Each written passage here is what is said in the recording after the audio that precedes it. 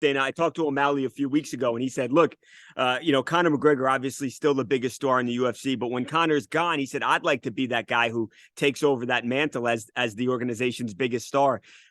He's certainly a star power. Do you think that he has that in him, Dana, to become that level of a superstar, though, Sugar Sean O'Malley? 100%. And it's all about winning those key fights.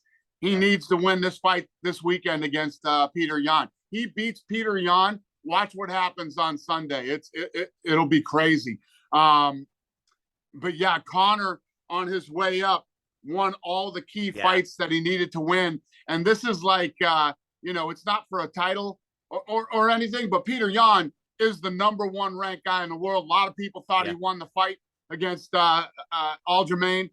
And obviously this would be, if he wants to compare the whole Conor thing, this would be his Jose Aldo fight. I was just going to say, if that doesn't happen with Aldo in 13 seconds, whatever it was, then maybe Conor never actually becomes Conor. This is obviously a big step up. I think, sure, Pedro, his last fight, great fighter, but I think, like you said, a lot of people think Yan should be the champion right as we sit here and talk now, Dana.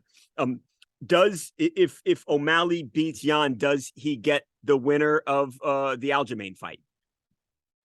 I don't know. We'll see what happens. We'll see how the fight goes, how it looks. But he's going to take out the #1 ranked guy in the world, Yeah. I don't like to say that stuff until the fight happens. Right. Because all the jackass media guys that watch this interview say Dana White said he's getting an immediate rematch. Right. And they didn't even do the interview and take it out of context. And, so I don't know. We'll see what happens. Understood. I cannot wait for that fight. I was talking to Aljamain the other day, and he still says he swears that TJ is not clean. I mean, you have such a strict program with USADA. Is he just trying to get in TJ's head? Is that why you think Aljamain's saying this stuff? I think he called him like TJ is absolutely positively clean. I mean, these guys are all being tested by USADA, and when you're coming off what TJ just came off of, I'm sure he's getting hit hard by USADA. Yeah, I can imagine he is. Now, Dana, the main event, it's Charles Oliveira versus Islam. What an incredible fight. You have, I already see people with this dream scenario that they've worked up in their head. They say, what happens if Charles beats Islam? Then does Dana go to Khabib and try and get Khabib to come out of retirement and to avenge his buddy's loss? Tell me it's going to happen, Dana.